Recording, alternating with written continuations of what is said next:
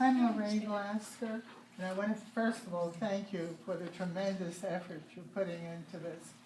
Not to overburden you, but I want to get back to the issue of the parking spaces Yes. that would be at Cornell.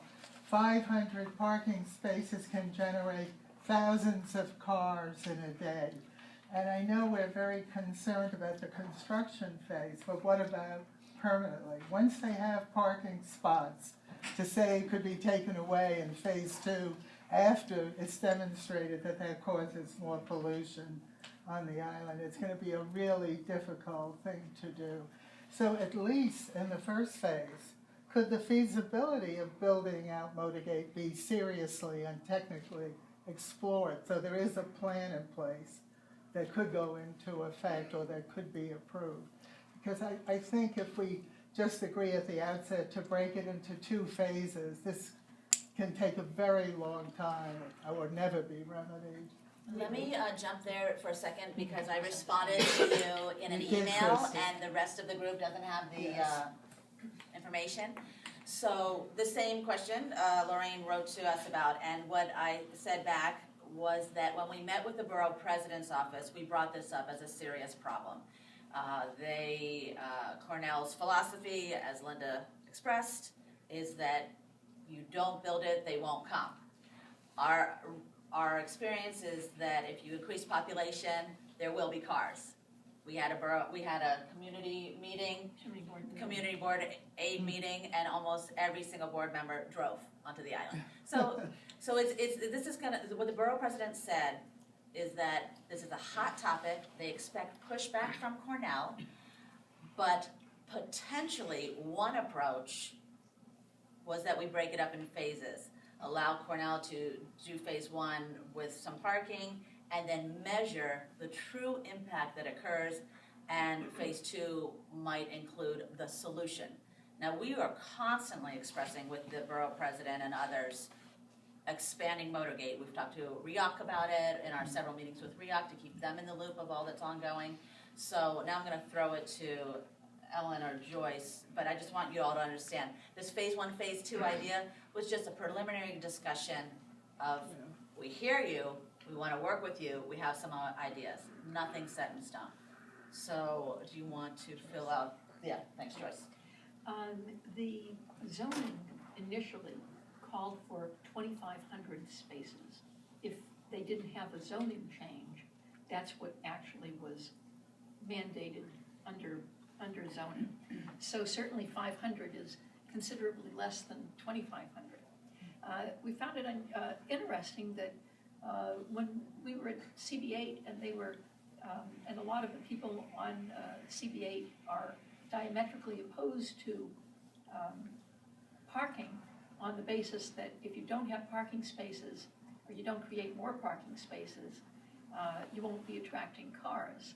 And yet all of those same people who said you won't attract cars if you don't have more parking drove to Roosevelt Island. So is there a reality to this concept that if you don't build it, they won't come?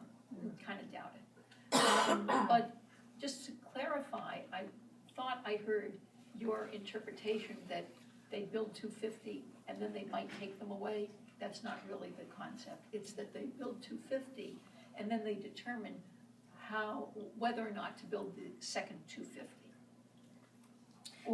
So what is your exact concern? Yeah. Because 250 spots, it's not necessarily for people who come there, employees, and stay the whole day.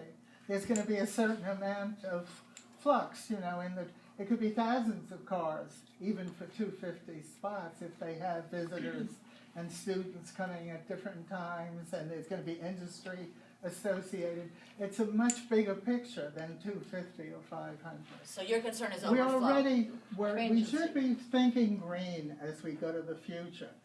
More cars on Main Street, belching, it's not carbon dioxide, it's the carbon monoxide. Safety and pollution already an issue. The island was supposed to be traffic-free, and that's a dream that was never achieved, but I don't think we should go along with the flow. We should make a stronger statement So, about, Randy, you they say can more have, parking, what are you asking? No. More Or parking? less parking. they should have He's a asking less a shuttle bus. They could have their own shuttle bus that delivers We people. suggested Because that. a shuttle bus going back and forth continually is much less pollution and traffic. If they expand Motorgate, If which they is what we expand asked for, they Motorgate could even and take they the have red their bus. own shuttle bus to And put it in deliver shuttle. their Yeah. people. We have asked for that. And we can ask for that specifically. We have We asked for have, that. we have. Yeah. And they don't, well, I think it, And here's We can here's my continue to question ask you. for that. Lorraine, Continue. here's my question to you. yes.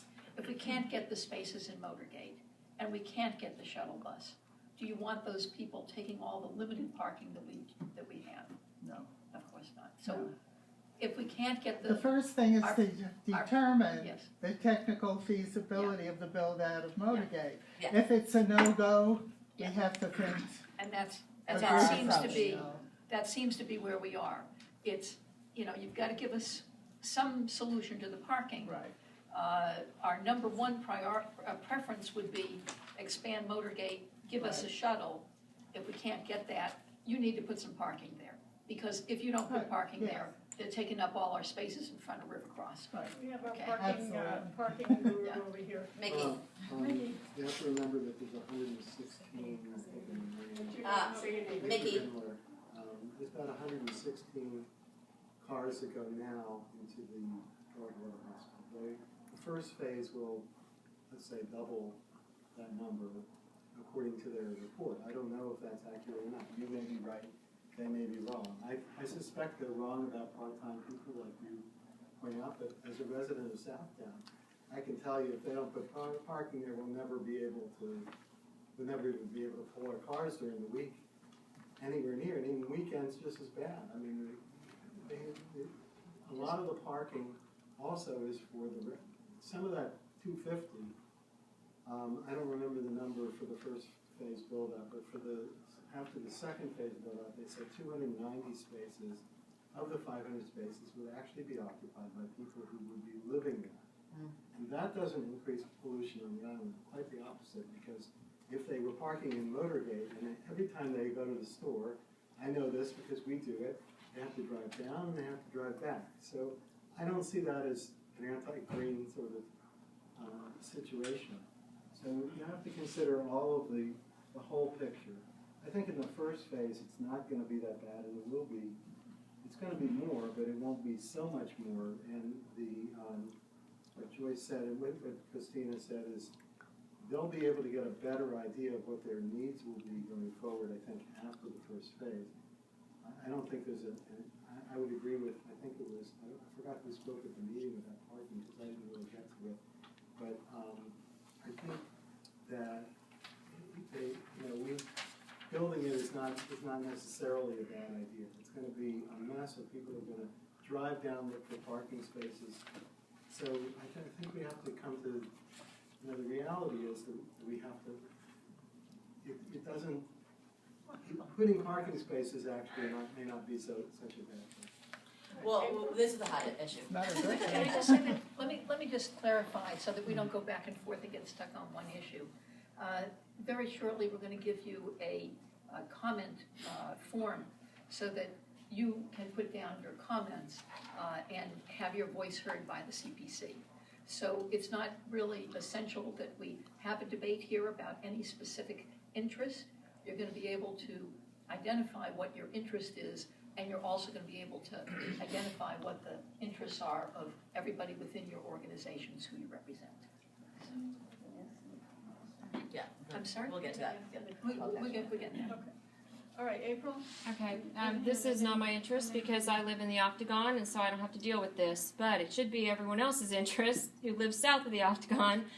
I've been down at South Point Park many, many days where there is not a single parking space and cars are parked illegally in a U-shape all the way around the end of the island because people are visiting the FDR Memorial and South Point Park. And that number of cars is only going to increase.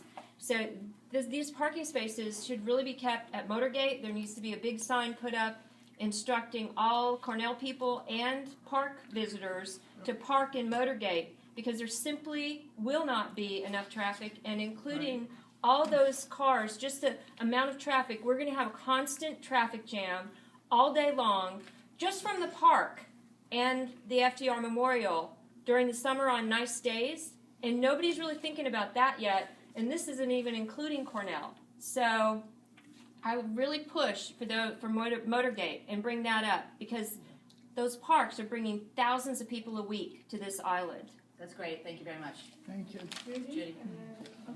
I missed the last meeting or two. One thing I was concerned about was they were gonna make the street one lane with a bicycle lane. I love bicycles, but I really think if you're going to now have, like Vernon Boulevard, you suddenly have a one-lane street with a bicycle lane, that's not gonna get that much use, and cars park there, because the cars park all along for the hospital now. We're gonna have less than a one-lane street. If heaven forbid someone stops their car, all traffic stops. Because I think now we have sort of a 1.5 lane street, 2 lane.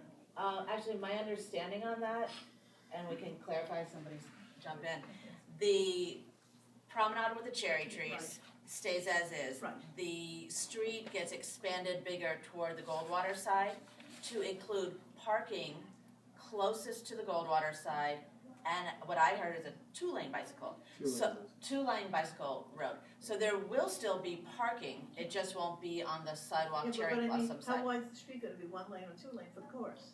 1 lane. 1 lane, Yeah. a loop, 1 loop.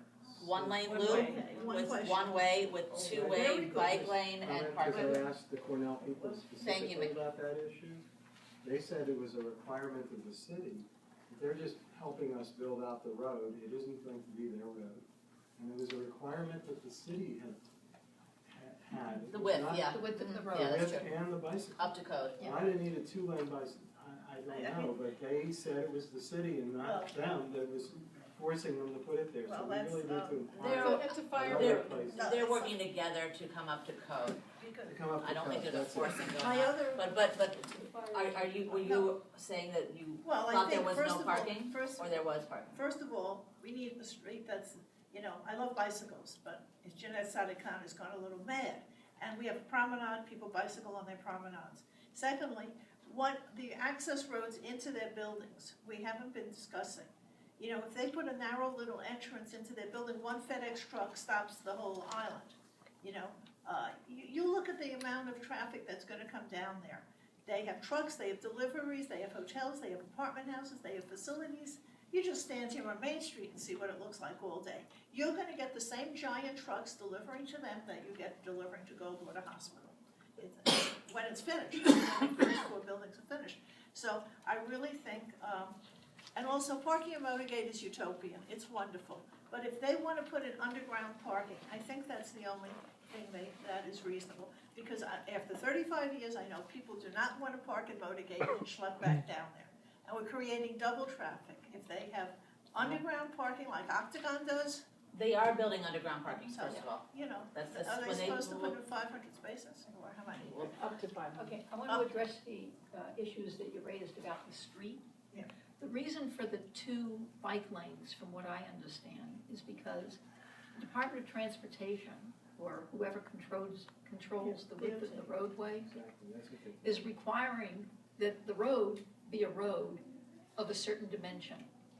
And their concern is that if they build it in that dimension, it would normally become a 2-lane roadway. And in order to prevent it from becoming a 2-lane roadway, where people speed and where there could be two-way traffic, they are specifically putting those bike lanes, 2 of them, in order to prevent it from becoming a 2-lane. Okay, But Joyce, the problem is that Judy is right. The original plan had some sort of separation between the road and the bicycle lane, so it couldn't be used by a car or a truck in a situation like she's describing. That's unnecessary. They could just paint bicycle lanes and then if it's necessary. I think that's what their plan is. Well, but it didn't show that. It had Doesn't an show actual that. diagram that showed something else. We can get more information on that, I'm I think we gonna make a need to note for that. clarify that. I just want to check, Linda, you talking about transportation or a different topic? Is it transportation topic or a different topic? Because I just want to find out if It's we kind want of to touching finish on off that, on and it's transportation actually, before we. I wanted to ask about, because I'm still a little concerned about the wording of the zoning when it talked about parking and when it talked about some of those spaces down there. And I know that we put in some requests in terms of Community Board 8 when they move things forward. What I wanted to have an understanding of, was there notes or have they requested that the wording in the zoning laws that, or the zoning situation that was going to be changed, whether it included that there was a requirement for parking, because their wording was that there was no requirement for parking.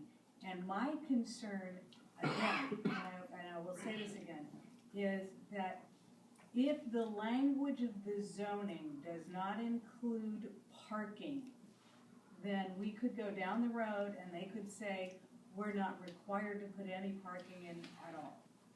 Larry? The zoning text that they're proposing does not require parking and has a maximum of 500 spaces. The community board's resolution adopted with a condition that there be a certain amount of parking, I don't remember the exact number, in the first phase as required, and then a second amount of parking at the completion of the second phase. I don't remember how much, but that was the community board's recommendation, that parking be required, not permitted. Okay, that was one of the big things that I wanted to make sure, because I see that as a dotting and an I, because if we're not following up with the community board, and as this goes forward, let's say with the borough president and the city council, if the zoning doesn't state that there is a parking requirement, then down the road, you know, as they go into the construction, which is a few years from now, there's a good chance that they could turn around and go, oh, well, we decided not to put any parking in at all. Len, part of this process is keeping on top of everything. And we need help with that. Any other questions? Matt, and then, Hassan, right. and then Rick, and then Nikki. In terms of the additional real estate that Cornell has requested, that's under RICC jurisdiction, have there been any negotiations? Is there any status on that? What additional? Yeah. The ring around the city. Yeah. Rick is doing, I mean, RICC is doing ongoing negotiations, but they are not for public because they're being negotiated, so And the The negotiations next don't step- have to end at the end of the Mueller process. they're not on our deadline. They can go on. I'm just wondering, given that there is no vice president of operations Well- there, who's doing the negotiating? Well, so as far, as it's I Don know, Lewis, for whatever. I'll just explain, they're not on the same timeframe that Mueller process is on, so they have more time to figure this out and to negotiate. But their first step is to get to find out how much the land is worth. So they're in the process of getting that appraisal, Mhm. and then they can start whatever negotiation goes on. Let me also address that, Matt. You know, when I mentioned just now that they're communicating with John Lewis, keep in mind that a lot of what they're doing has to do with obtaining permits and things like that. And for the nuts and bolts of moving the project forward, they're communicating with John Lewis. To our knowledge, they really haven't had a significant amount of conversations with the RICC board. That's what I thought. And we brought up to the borough president that we're very, very disheartened by the lack of, first of all, there's no personnel at RICC at this point. The president is Staff gone, situation. vice president is gone, they're low in staff. But also, you know, the RICC board doesn't really seem to be, you know, acting, you know, emphatically to protect the community or to negotiate for the best interest of the community, even regarding its land. So, you know, we've brought this situation up. We've let the borough president know how we feel. We've let all of the various government officials that represent us know, and we've also let the RICC board members know. Okay, On your comment. Hassan? it's on. This is Hassan Gomrawi. I first want to thank you for all your efforts in regarding the soft issues. I think I've heard a lot of times where Cornell has agreed to provide things, but I haven't heard when and at what cost. And so I wanted to know from you whether this was discussed at all, like for example, providing community space to community organizations. When will that happen, and if they're going to charge a fee or that's going to be for free? Also, the discussions like the programs they're providing to the public schools, are they going to start when they start constructions or when the university starts, or 5 years from when the university starts? I'd like to see some details attached to that, so that we're getting what they've agreed on rather than it's an open. Absolutely. One great thing that we are doing with Cornell is we have asked to meet them monthly and also set up an advisory board with appropriate people for the appropriate phase that we're in. If we're in construction phase, we'll have construction engineers with us on this smaller advisory board. But for the school programs, they first are hiring their faculty. Last week, they brought on 2 key players. They are meeting with the 3 other schools to see if there's some cross-pollination across the 4 chosen schools to be their focus. And they hope to even start some programs for the school this summer, looking into a few possibilities, like coding for girls, learning, IT kind of codes. Maybe if it's amenable to the school, and we're having ongoing meetings to find out what the school really wants and needs, that could start as early as this summer. As far as free for the meeting space, great follow-up question. Part of the reason we'll be in talks with them, we will add that to our list. And as far as when, part of the group, the smaller group, is about getting a calendar, a schedule.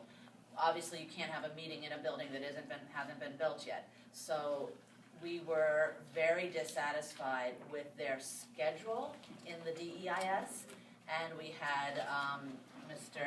Addick kind of look at that and say that that's not a clear schedule, that's not a thought-out schedule. We want to see construction plans, thought-out schedule, and that'll help us answer some of the questions of when, plus us asking. All right, I'll even answer that question about free space or for pay. It was never even a question of whether we would be required to pay for it. We were expecting to get free space from them as a quid pro quo here. And, we will need to get that in writing because that was never even, we never even Trust thought but of that. verify it. I think unless it's on paper. Yes, of course. Of course. Let me just add, Hassan, let me just add one more thing. In regard to the school, as Christina just said, they want to get that going as quickly as possible. And we're actually going to be meeting with them next month. They've just brought their faculty on board. I think they have 3 faculty. And one of the things that they're addressing with their faculty immediately is coming up with concepts and ideas. And we've also asked the school to come up with concepts and ideas. What does being a pilot school mean? What are the needs that you want? And we'll be sitting down with Cornell and PSIS 217 again next month in order to start looking at, what real programming and what more specifically, That's great. Yeah. So it's not something that's far off in the horizon. We gave you top line here tonight, but anyone can write us on the email to find out more on their specific issue. Rick, you were next. In the beginning, you indicated that Cornell has refused to provide any contributions, real financial contributions to the public purpose funds. Have you approached that subject with the borough president's office and other politicians? Yes. What have they said about it? I know that Borough President Stringer was involved in the $70 million contribution that Columbia has made to the West Harlem community.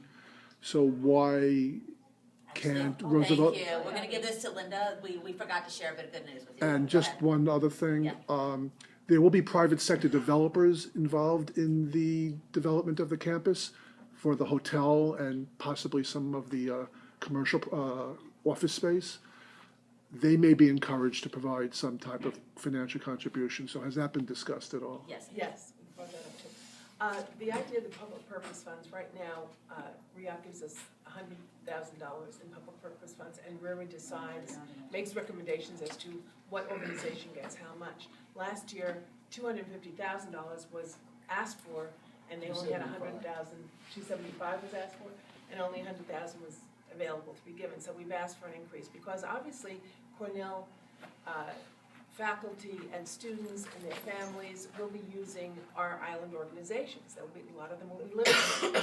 So we felt that they should contribute to that. Also, since they're not contributing to our infrastructure, we felt that the wear and tear on the infrastructure will have to be paid for by RICC, and therefore RICC may run out of money. As a matter of fact, in some of our meetings with RICC, they said we may not be able to continue the public purpose funds if we have demands for that money for something else. So we think this is a very important issue. We voted up with the borough president's office, and they did say, would you mind if the funds came from somewhere else other than Cornell? And we said, absolutely not. Like the city. Like the city, for example, and they're gonna look into that for us. So we're pushing it at both ends. We're advocating still for Cornell to help us, but also maybe the city will come through for us, and that's still to be negotiated. And in that same conversation with the borough president, we mentioned again that state does not help Roosevelt Island whatsoever. So all of these relationships, Jessica Lappin and the borough president and others, help put Roosevelt Island on the map and a lot of other issues. But they are considering it, and your other question was about developers and private sector.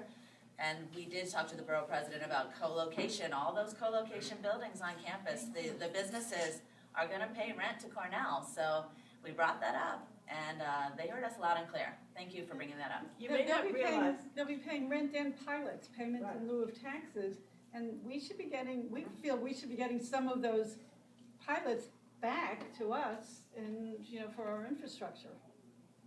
You may not be aware of it, but Roosevelt Island exists almost entirely on the funds from our rents, from our ground rents, and from the stores that pay rent. We don't get state money like other entities, other villages and towns and whatever. So everything that's paid for comes out of our pockets, essentially. And if Cornell is going to put a stress on those facilities and infrastructure and organizations, we feel they should pay their fair share. So we've been really pushing for that. This is our broken record out there. Yeah. I mean, we say it to everybody. Mickey? Well, my first question was actually the same as Hassan, so I'll just make a comment about charging money, because I'm an NYU professor, and years ago, it used to be pretty cheap. They always charged, but they charged a very low fee. Of course, as time has gone on, it's very expensive now to rent space for NYU. So fees, if they, as a fallback position, I would recommend that if they want to charge a fee, for example, a custodial fee or something like that, would be for a specific thing that can only go up with inflation, and they can't just jack up the price to whatever they want. I would actually not like to put it out there that there's a fee. No, Because you there have was to never have, in our they might thinking say, well, about a it costs fee. us money to do this, so we have to charge. And I'm just saying, you don't put it out there, but it's just something. Well, it's to be out there aware of. now. There are a lot of It's out there. organizations- It's out It's now out I there. think that in any agreement that we signed with them, we were going to ask for free space. Right, all right. So the other question was, I was confused about what was said about our athletic facilities and things like this. Are they gonna have anything for the Cornell? No, they're going to have, they may have like an exercise room, that's about it. So So all therefore, their- this is a major issue. Yes, it for us, is. Because Thank you for it's bringing it up. obvious that the sports park, for example, one of the things you didn't mention was that could be completely rebuilt for a much larger, and better facility that could accommodate everybody. You talking about sports park? Sports park. Which should be built anyway. So I think that we have to think a little bit bigger on that. If they're not gonna build their own facility, there has to be some solution. The tennis courts, I mean, I know they probably won't be here as much in the summertime, but still. Oh, they will be, they're here year round. It really could become difficult to play, especially on weekends and things. And There's a strong advocate Right on. I think One of it's, your directors here. Yep, I think we need to hear more We on. need to get get a more on that solution thing. to that problem. Yeah, we agree. Thank you. Yeah, so you mentioned the outdoor, so my name is Eva Bosbach, I'm representing the Roosevelt Island Parents Network. We have about 117 families with small children coming together there. So you mentioned the outdoor learning space, and there was also one other point which tried to focus on the small children. Can you talk a little bit about that? Because you also mentioned Cornell's focus is more in the middle school, and I noticed that at the other public meeting, they kind of, like when we requested the playground, they said yes, but so would a playground be part of this learning space, or what did they say about small children? Well, this falls under the category of we need to keep that conversation alive. We need to work with the educators and those concerned with young children, middle-aged children, and older children, so that we define clearly what we want and keep pushing that forward. Their focus has gone targeted with the school for middle school, mostly because that's their interest, but also the PS 217 is very interested in serving that group because they're underserved, so that's a mutually beneficial thing. Regarding playgrounds and small children, they mentioned in the meeting they were open to it. I think if we follow the lead of the borough president's office to get a group specifically of community members and Cornell members to talk about designing not only their open 2.5 acres of space together in a way that serves the community, those things can be on the table more defined. And also elsewhere on the island, if that, you know, that's a way to contribute. Yeah, like on the South Point Park maybe. Yeah, maybe. Thank Well, are they talking about the fallow space being a playground area, or an area for the community? We're also pushing for that to be a place for a staging ground for their construction. We were actually talking about the fallows. They have 12 acres to work with, so they have a big luxury of staging ground for having a cement operation on site, so it's less trucking, etc. Until it's built out, nobody could be there, obviously. But as they want to have their open campus ready in the first phase, so we could be designing with that now. So that would be in addition to the outdoor learning space? Because No, for- It's not defined. It's not defined. I mean, the original idea was to have some urban farm there and a demonstration garden for children, but that's such a specific idea that needs development with others. What we're looking for ultimately is to have a community, or to have a committee that deals with the open space. Have a committee of people from the community and with an interest in that open space, and also to have the Cornell folks. You know, they're really, one of the areas where they excel is that they have landscaping and schools, you know, that deal with this kind of thing. And I think it would be wonderful enlightenment for our community. I think that we can expect really great things coming from that mix. And but I do think that we need to have an ongoing committee that will engage with Cornell and make the community's interest come alive. But, and it's too soon, really, to determine. But email me what's your gonna go. thoughts, because then we can Yeah, include you it in can- the discussion. I mean, not me. Yeah, all of your thoughts are wonderful. Make sure that you stay and put them in writing. Okay, we'll just take a We're few gonna more have one- questions. Wait, I just want to add One- something to that. Kathy Dunn suggested that Rick approach landscapers as far as designing that open space area. So they are open to us giving their input on that. All right, wait, I'm gonna have one more question now, Sanji, and then we're gonna move on, and then at the end, after we've organized, because we've got a really important thing to do. We've got Larry, and we have Joyce explaining, what's going to happen on the 6th, on February 6th. Very important meeting that we all need to mobilize for. So, Sanji, if you ask your question, and then we'll move on to Larry to explain what's going to happen at that meeting. Okay. Having had several children who grew up on Roosevelt Island, one thing I can tell you is that there's a lot of sports facilities during summer. Oh, Sanjeev, can you speak a little louder for the group over here? We don't have a microphone, I'm sorry. Thank you. I'll speak this way. Having had several children here grow up on Roosevelt Island, during the summer and certainly around the summer season, there's plenty of sports facilities, but at winter, there's absolutely none. And that's one of the problems that when I had earlier meetings with Cornell, I pointed out, and they said, you know, we know how to build Northeast campuses. I mean, this is their response. And Ithaca, and we know Boston, and they found out, and they told us very clearly that Northeast campuses are built around a skating rink. So, sports facilities. So it's always hockey, and then, you know, they use it in different ways for ice skating for girls, boys, and all kinds of other activities during the summertime when the skating rink is not a skating rink. So as and when you develop the concept of a sports park, they said readily that that's some of the architectural thing they bring on a Northeast campus. Thank you. Unfortunately, Sanjeev, and that's why it's so important to put that comment down in writing, they've also said that they are absolutely not going to be building any facilities for this community. That they're saying that now, but Yeah. earlier on they were saying Sure. that we know how to build Yes, facilities. they do know how to build it, and we need to, and we know how to ask for it over and over and over again until they can't say no. Thank you.